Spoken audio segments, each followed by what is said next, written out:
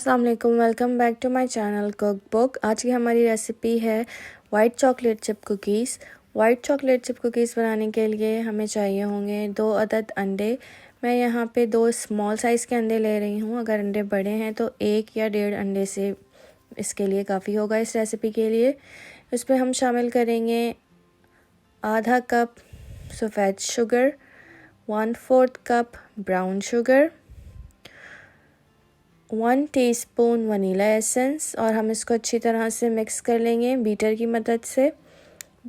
Beating का कोई time नहीं है, आप चीज़ों को जब तक मिक्स करें जब तक कि वो अच्छी तरह से मिक्स नहीं हो जाए।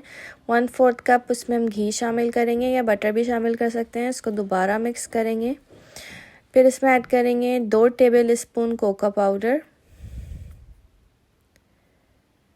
और इसको फिर से मिक्स कर लेंगे।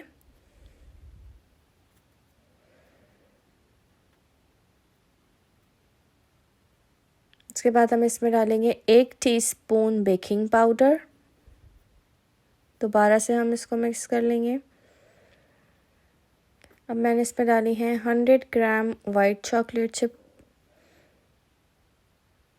दोबारा से हम इसको मिक्स करेंगे अच्छी तरह और फिर हम इसमें ऐड करेंगे मैदा हम ऐड करेंगे इसमें 1 कप और 3 टेबल स्पून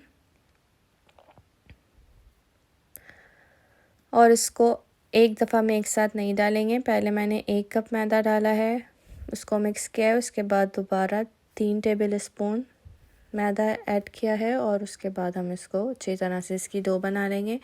जब ये मिक्स हो जाएगा फिर इसको आधे घंटे के लिए रेफ्रिजरेट करें। आधे घंटे फ्रिज में रखने के बाद हम इसको ग्रीस की हुई ट्रे में डालेंगे। आप चाहे तो आइसक्रीम स्कूप यूज़ कर सकते हैं, नहीं तो नॉर्मल स्पून की मदद से भी आप इसमें